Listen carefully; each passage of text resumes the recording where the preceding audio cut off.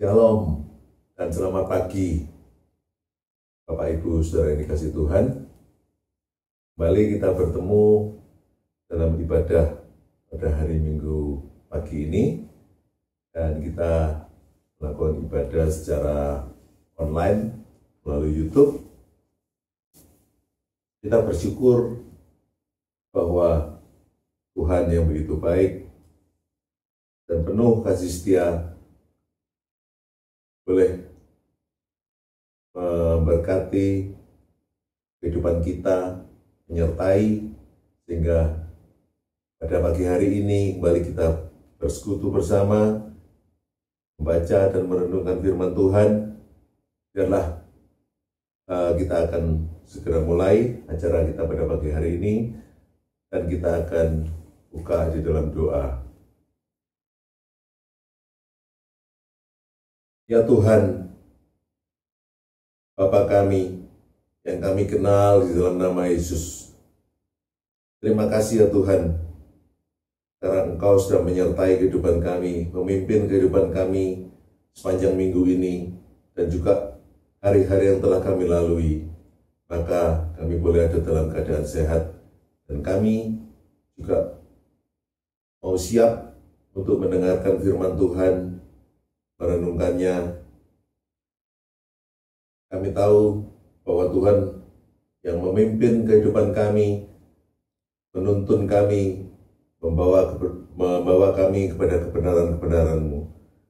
Terima kasih ya Tuhan.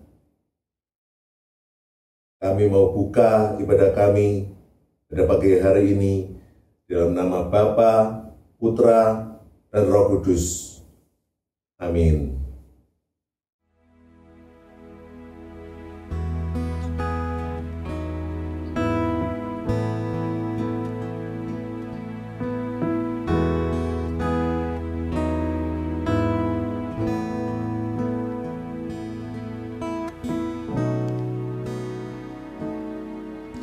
Tuhan hadir di bait kudusnya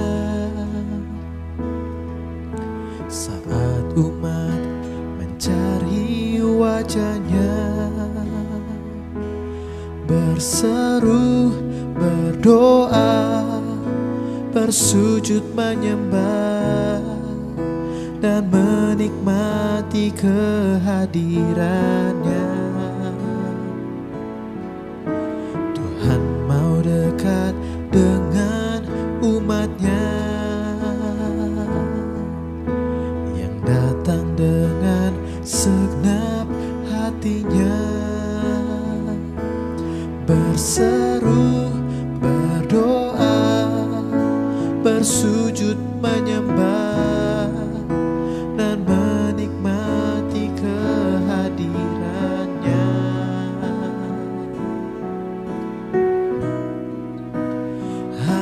Hadirat-Mu memenuhiku, hadirat kudus-Mu penuhi bait-Mu, dan ku tersungkur menyembah-Mu. Yang ku nampak hanya kemuliaan-Mu.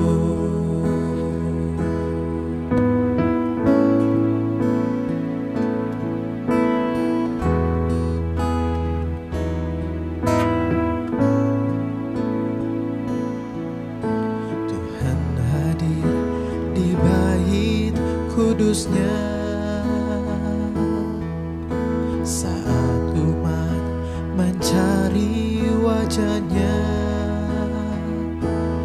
berseru, berdoa, bersujud menyembah, dan menikmati kehadirannya.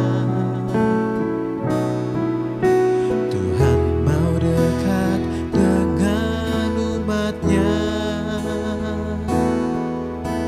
yang datang dengan segenap hatinya, berseru, berdoa, bersujud menyembah, dan menikmati kehadirannya. Oh, hadiratmu memenuhiku, hadirat kudusmu penuhi baitmu, dan ku tersungkur menyembahmu. Yang ku nampak hanya kemuliaanmu, dan hadiratmu memenuhiku, hadirat kudusmu penuhi baitmu, dan ku tersungkur menyembahmu. Yang ku nampak hanya kemuliaanmu.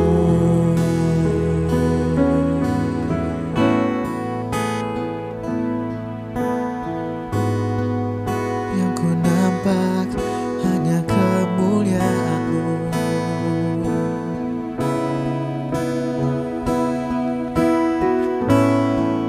Ku cari wajah-Mu Tuhan, dan ku menemukan-Mu. Hadirat-Mu memenuhiku, hadirat kudus-Mu penuhi baitmu, dan ku tersungkur menyembahmu. Yang ku nampak hanya kemuliaanmu. Hadirat-Mu memenuhiku, hadirat kudus-Mu penuhi baitmu, dan ku tersungkur menyembahmu. Yang ku nampak hanya kemuliaanmu, dan ku tersungkur menyembahmu. Yang ku nampak hanya kemuliaanmu.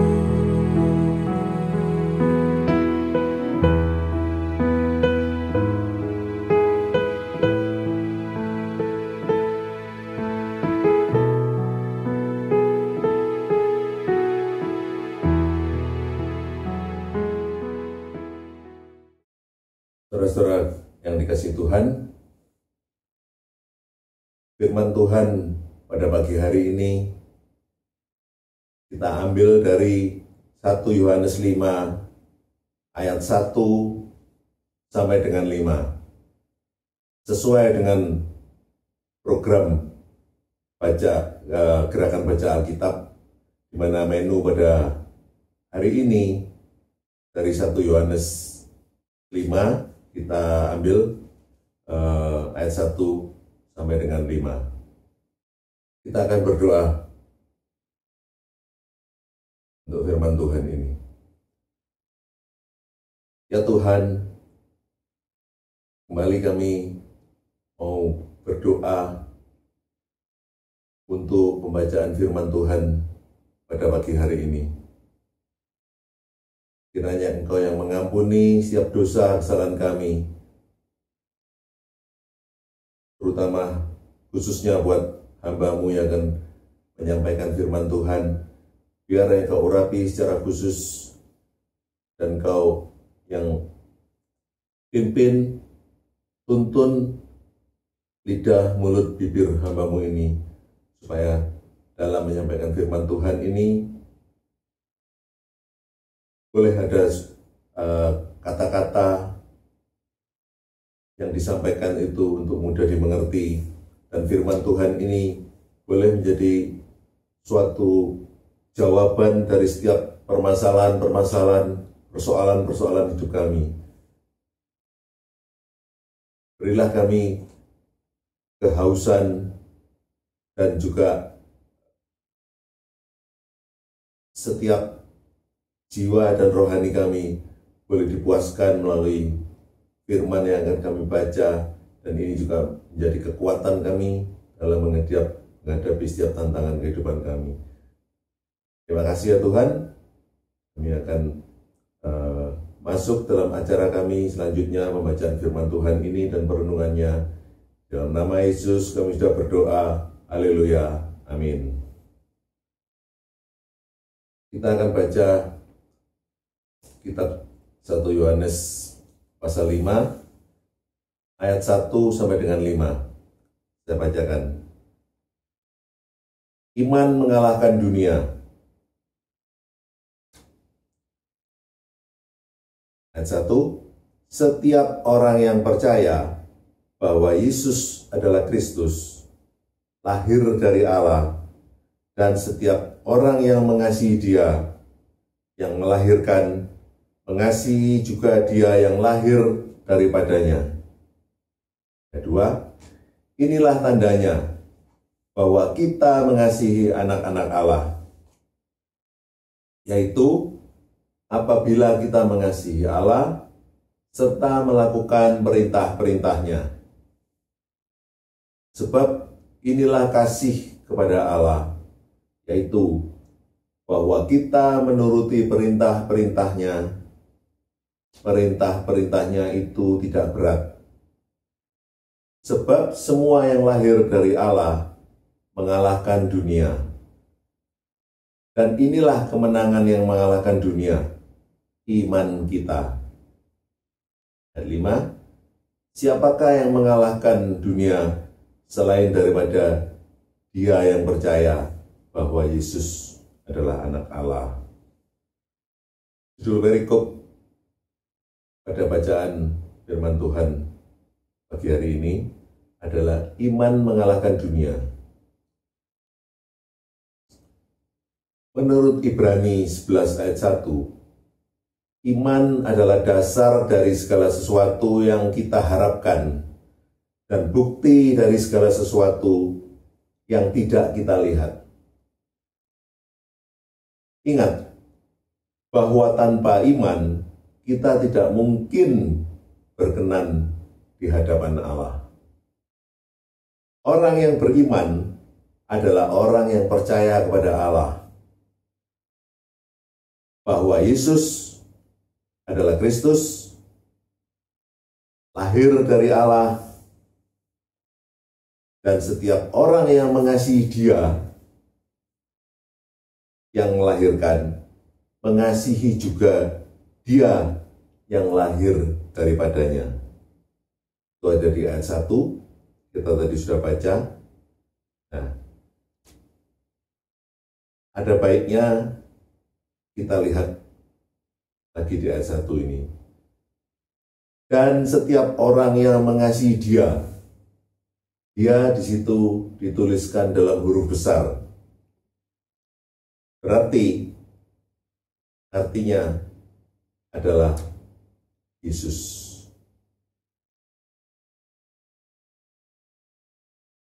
Mengasihi juga Dia yang lahir daripadanya. Dia yang kedua ditulis dalam huruf kecil. Berarti artinya Dia itu adalah sesama manusia. Nah, dengan membaca ayat ini, maka kita mendapatkan 3 pengertian tentang orang percaya. Yang pertama,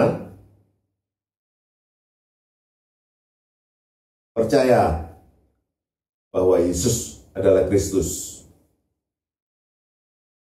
Yang kedua, mengasihi Dia yang melahirkan. Yang ketiga, mengasihi Dia yang lahir daripadanya. Mengasihi Dia yang melahirkan, kita tahu Dia dalam huruf besar adalah Putra Allah, yaitu Yesus Kristus sendiri. Dan Allah Bapa disebut sebagai Bapa karena Dia yang melahirkan. Melahirkan di sini dalam arti baik secara fisik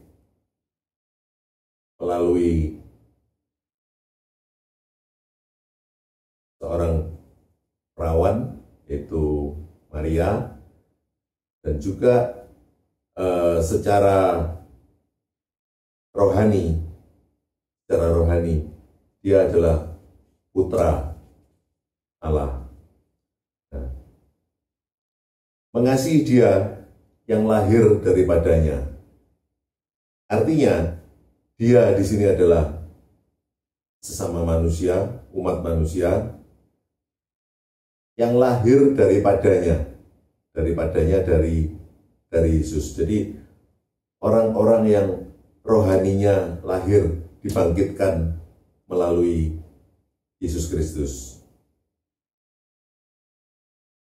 Nah, kemudian apabila kita membaca di ayat 2 dan ayat 3, semakin jelaslah apabila kita beriman, maka kita haruslah satu, mengasihi Allah. Yang kedua, mengasihi anak-anak Allah. Yang ketiga, menuruti perintah-perintahnya. Jadi di ayat 2 dan ayat 3 jelas disebutkan bahwa apabila kita beriman, maka kita mengasihi Allah, mengasihi anak-anak Allah, dan melakukan perintah-perintahnya.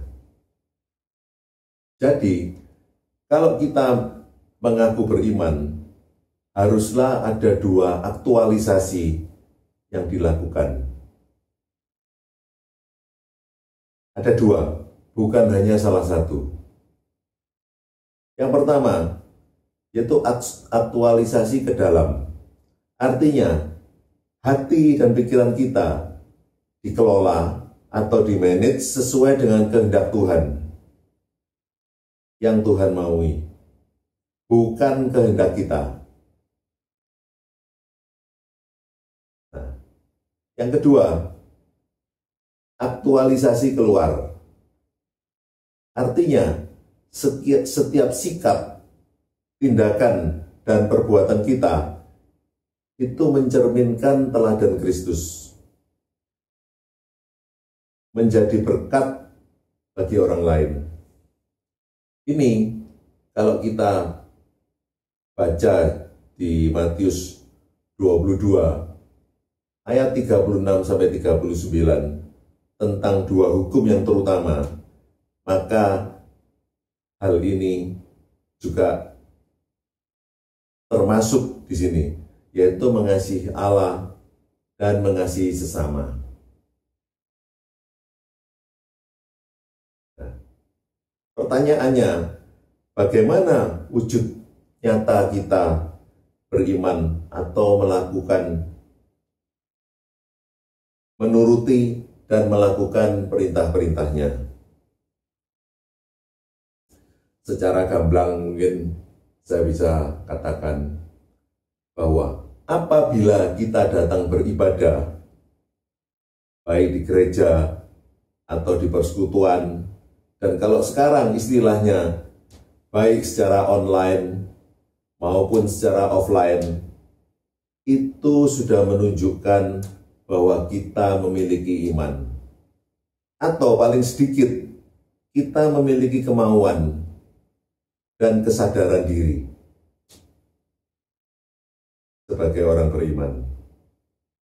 Begitu juga apabila kita memutuskan diri kita untuk dibaptis, maka sebetulnya itu juga menunjukkan bahwa kita beriman. Juga apabila kita memiliki kepedulian terhadap sesama, mengasihi sesama, itu juga menunjukkan bahwa kita beriman. Kepedulian terhadap sesama bukan hanya tentang materi, tetapi juga hal-hal lain seperti simpati, empati, nasihat, doa, dorongan semangat. Yang jelas itu bisa menjadi berkat bagi orang lain. Nah, pertanyaan berikut, bagaimana melihat besar atau kecilnya iman? Perlu kita ingat bahwa besar atau kecilnya iman bukan diukur dari kemampuan atau bisa mengusir setan atau kuasa-kuasa gelap. Bukan hanya itu. Kalau kita ingat bab tentang Yesus mengutus 70 orang murid di Lukas 10, maka kita bisa melihat, baiklah, kita buka Lukas 10. Lukas 10, judul perikopnya adalah Yesus mengutus 70 murid. Sejak awal, Yesus sudah mengatakan bahwa tugas mereka sangat berat, penuh tantangan, dan juga banyak hal-hal yang mungkin bisa mencelakakan mereka. Maka dikatakan di ayat 3, Lukas 10 ayat 3, pergilah, sesungguhnya aku mengutus kamu seperti anak domba di tengah-tengah serigala. Kita tahu, kalau anak domba berada di tengah-tengah serigala, berarti nyawanya bisa terancam. Anak domba ini bisa diterkam oleh serigala-serigala yang kelaparan itu. Jadi, selain banyak tantangan, juga tugas mereka sangat berat, itu juga bisa membahayakan nyawa mereka. Kemudian, masih di Lukas 10, ayat 17. Apa yang mereka laporkan setelah kembali dari pengutusan oleh Yesus itu? Mereka melaporkan bahwa setan-setan takluk demi nama Yesus. Saya bacakan ayat 17. Kemudian ke-70 murid itu kembali dengan gembira dan berkata, Tuhan, juga setan-setan takluk kepada kami demi nama-Mu. Namun, apa jawab Yesus? Jawab Yesus ada di Lukas 20. Namun demikian, janganlah bersukacita, karena roh-roh itu takluk kepadamu, tetapi bersukacitalah karena namamu ada terdaftar di surga. Jadi, di sini kita jangan mengukur besar kecilnya iman kita itu dari bisa atau tidaknya mengusir kuasa gelap atau setan-setan. Tetapi yang terpenting adalah seberapa banyak mereka menuruti dan melakukan perintah Allah. Nah, kembali ke judul perikop dari bacaan kita tadi, iman mengalahkan dunia. Maka di ayat 4, kalau kita lanjutkan bacaan kita di ayat 4, kita bisa mengerti, yaitu siapakah yang bisa mengalahkan dunia. Ayat 4 dikatakan, semua yang lahir dari Allah mengalahkan dunia.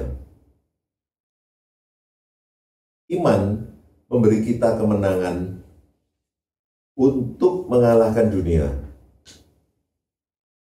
Nah, berbicara tentang mengalahkan dan kemenangan, di ayat 4 itu ya, dan inilah kemenangan yang mengalahkan dunia.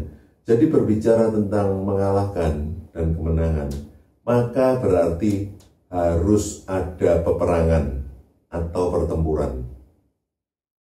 Peperangan macam apa yang dimaksudkan kalau demikian? Ini merupakan peperangan rohani atau perang iman, yaitu perang melawan keinginan diri sendiri. Artinya, melawan kedagingan kita dan memenangkan kerohanian kita. Kalau kita ingat di Roma 8 ayat 6, itu dikatakan, karena keinginan daging adalah maut, tetapi keinginan roh adalah hidup dan damai sejahtera. Mungkin akan timbul pertanyaan, mengapa harus mengalahkan diri sendiri? Karena pada dasarnya manusia itu sangat lemah, sehingga mudah terperdaya oleh iblis yang selalu ingin menjauhkan kita dari Tuhan. Jadi, pada dasarnya manusia ini memang memiliki keinginan daging. Tetapi Yesus melalui Roh Kudus yang dikirimkan kepada kita, maka kita akan dimampukan untuk mengalahkan kedagingan kita, dan kita hidup di dalam roh. Tentang peperangan rohani ini, ada beberapa hal. Ini saya mencatat ada 4 hal yang harus diwaspadai supaya kita siap manakala harus melakukan peperangan rohani atau peperangan iman. Yang pertama, ketika seseorang menerima Yesus, terutama ini berlaku bagi mereka yang baru bertobat. Biasanya ada tantangan atau perlakuan dari orang-orang yang mungkin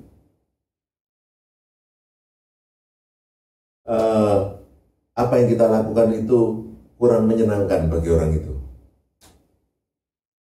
Nah, ini suatu tantangan bagi mereka yang baru bertobat, karena mungkin ada orang yang tidak senang, tidak setuju manakala mereka masuk memeluk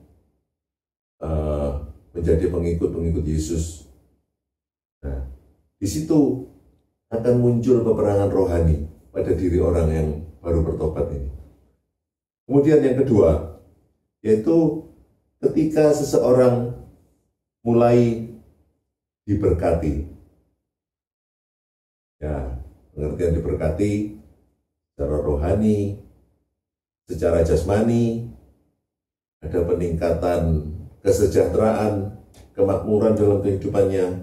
Nah, saat itu iblis mulai menggoda untuk mencoba kita menjauh dari Tuhan.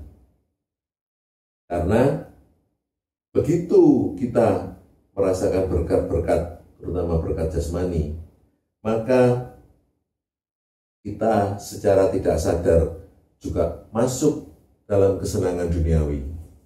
Nah, ini kita harus waspadai dan hati-hati.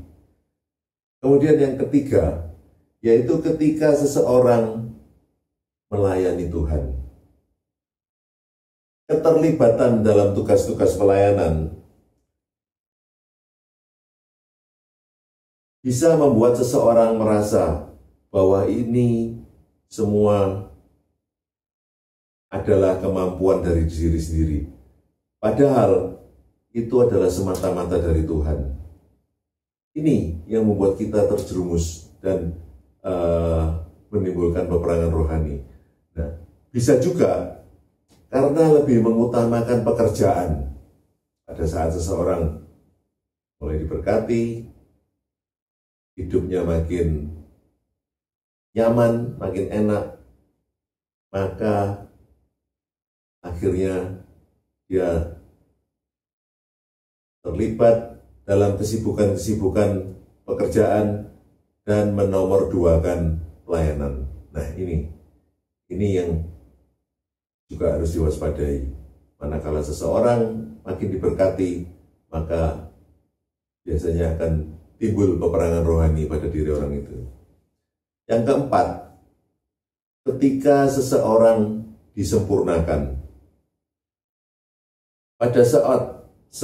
Pada saat seseorang itu makin menyadari akan hal-hal yang kurang baik yang selama ini dia lakukan dan itu dianggap biasa, maka pada saat seseorang itu makin disempurnakan, dia akan merasa sadar bahwa perbuatan-perbuatan atau kebiasaan-kebiasaannya itu sebenarnya tidak baik atau tidak benar.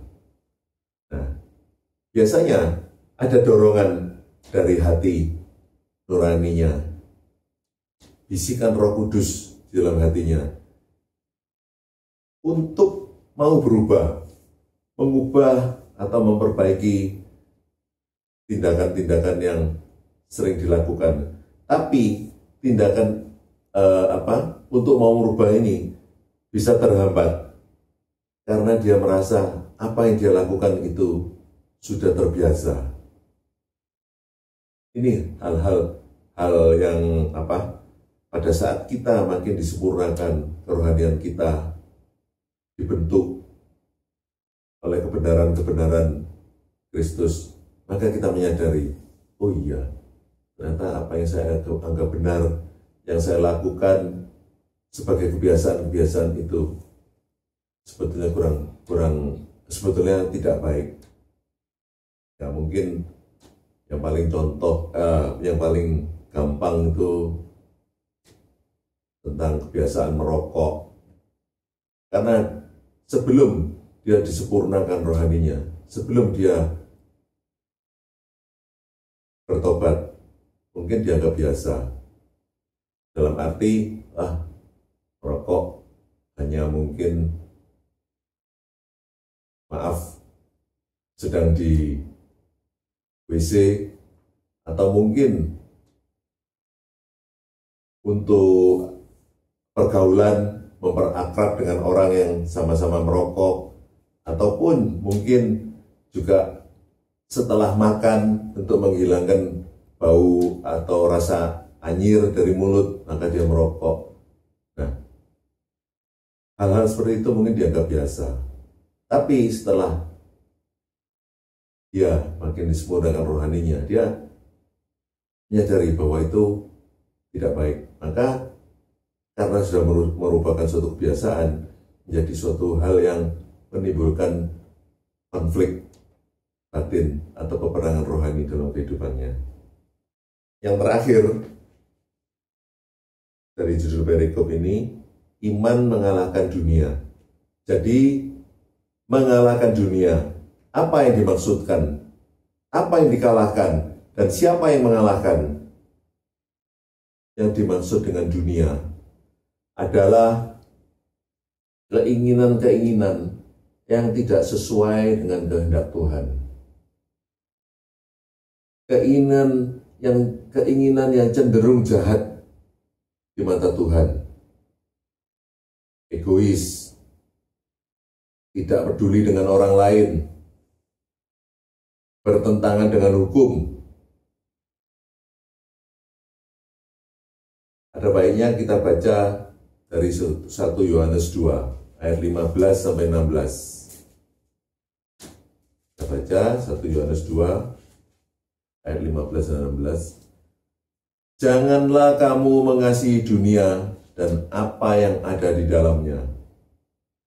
Jikalau orang mengasihi dunia, maka kasih akan Bapa tidak ada di dalam orang itu. Sebab semua yang ada di dalam dunia, yaitu keinginan daging dan keinginan mata, serta keangkuhan hidup, bukanlah berasal dari Bapa, melainkan dari dunia. Jadi, saya ulangi lagi, mengalahkan dunia itu yang dimaksud dengan dunia adalah keinginan-keinginan yang tidak sesuai dengan kehendak Tuhan, keinginan yang cenderung jahat di mata Tuhan, egois, tidak peduli sama orang lain, dan bertentangan dengan hukum. Nah, tadi saya katakan, apa yang dikalahkan, jadi mengalahkan dunia tadi, apa yang dikalahkan dan siapa yang mengalahkan? Nah, yang mengalahkan dunia itu adalah orang yang percaya bahwa Yesus adalah anak Allah. Kita tadi sudah baca di ayat 5, saya bacakan lagi. Siapakah yang mengalahkan dunia selain daripada dia yang percaya bahwa Yesus adalah anak Allah? Amin. Demikian firman Tuhan. Saya sangat berharap bahwa bacaan firman Tuhan pada hari ini yang juga merupakan sebagian dari menu bacaan gerakan baca Alkitab ini boleh jadi manfaat, menjadi berkat bagi kita semua, supaya kita makin mengerti maksud dan rencana Tuhan dalam kehidupan kita. Baiklah, kita akan berdoa. Terima kasih ya Tuhan untuk firman-Mu yang sudah kami baca, sudah kami bahas, sudah kami renungkan. Kami tahu bahwa firman-Mu ini tidak berlalu dengan sia-sia. Tapi biarlah firman-Mu ini boleh tertanam di dalam hati kami, menjadi kekuatan bagi kami setiap melangkah dalam kehidupan kami. Dan kami selalu dituntun oleh Roh Kudus, selalu diingatkan bahwa kami memiliki iman sebagai orang-orang yang percaya. Kami memiliki iman untuk mengalahkan dunia ini, dan kami tahu persoalan-persoalan hidup tidak ada habis-habisnya, dan kesulitan demi kesulitan selalu akan muncul dalam kehidupan kami. Tetapi kami percaya dengan Engkau, maka kami akan kuat. Kami dimampukan untuk mengatasi setiap persoalan-persoalan kesulitan hidup kami, karena kami memiliki Engkau, Allah kami yang hidup, dan memberikan kami damai sejahtera. Terima kasih ya Tuhan. Kami serahkan doa ini dalam nama Yesus. Kami sudah berdoa. Haleluya. Amin.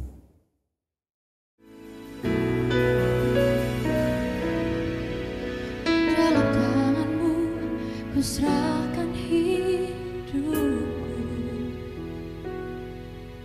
Ku tahu penuh harapku padamu.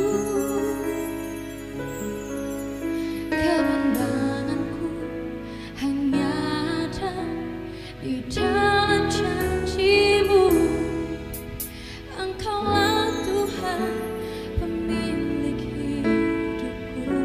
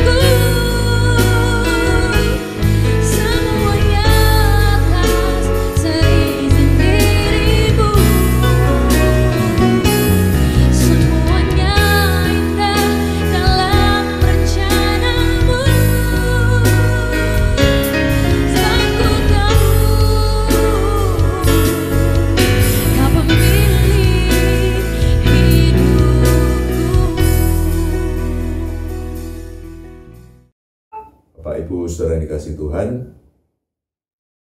seperti biasa dalam setiap ibadah, saudara-saudara yang tergerak untuk memberikan sebagian dari apa yang Tuhan sudah limpahkan dalam kehidupan kita, berupa persembahan perpuluhan, persembahan ucapan syukur, dan lain sebagainya. Saudara bisa masukkan di dalam amplop dan diserahkan pada saat kita ada ibadah secara tatap muka. Tapi apabila saudara mau mentransfer ke rekening bendahara, bisa dilihat di grup WA Kanaan Family. Baiklah, kita akan akhiri ibadah kita pada pagi hari ini. Kita akan tutup dalam doa, dan kita akan bertemu kembali dalam minggu depan. Tuhan, Bapa kami yang kami panggil dalam nama Yesus, terima kasih ya Tuhan, ibadah kami secara online telah selesai. Kami pada saat ini mau bersatu hati kembali. Kami mau menaikkan doa-doa, kami mau serahkan setiap kehidupan jemaat-jemaat kami GGP Kanaan, supaya kami selalu dipimpin, disertai, dilindungi oleh Tuhan. Mereka yang sakit atau ada kelemahan-kelemahan tubuh, kiranya Tuhan yang berikan mereka kelegaan, berikan mereka pengharapan dan kesembuhan di dalam Engkau. Mereka yang mengalami masalah dalam kehidupan mereka, baik masalah rumah tangga, masalah ekonomi, masalah keluarga, masalah pekerjaan, Tuhan yang tolong berikan mereka kekuatan sehingga mereka dimampukan untuk mengatasi setiap masalah demi masalah dengan pimpinan Tuhan. Kami mau serahkan kehidupan berjemaat kami supaya selalu dipimpin oleh Tuhan. Engkau juga yang memberkati, memberikan kekuatan kesehatan kepada Bapak Gembala kami, Bapak Pendeta Daniel Sukendra. Ya Tuhan, berilah dia hikmat sebagai seorang gembala, wibawa ilahi dalam memimpin kami domba-dombanya, sehingga boleh membawa kami domba-dombanya yang makin bertumbuh iman dan kerohanian kami. Kami juga mau berdoa untuk pemerintah dan bangsa kami, supaya diberikan hikmat oleh Tuhan. Presiden kami, Presiden Jokowi, dan juga segenap jajaran yang ada di bawahnya, boleh menjadi orang-orang yang takut akan Tuhan, dan mereka boleh menjalankan amanah dari rakyat negara kami ini, terutama juga dalam mengatasi pandemi COVID ini yang masih belum berakhir. Dan kami mendengar bahwa pada saat-saat ini mulai terjadi peningkatan kembali. Oh Tuhan, kami tidak ingin masalah ini makin membesar, karena kami inginkan bahwa COVID ini segera bisa diakhiri. Dan kami percaya bahwa rakyat dan bangsa kami ini memiliki suatu kemauan kuat, kebersamaan, kedisiplinan untuk menjalankan protokol kesehatan, sehingga pandemi COVID ini boleh segera makin berkurang dan bahkan bisa diakhiri. Terima kasih ya Tuhan, terima kasih. Kami serahkan ini semua dalam pimpinan Tuhan. Baiklah saudara-saudara yang dikasihi,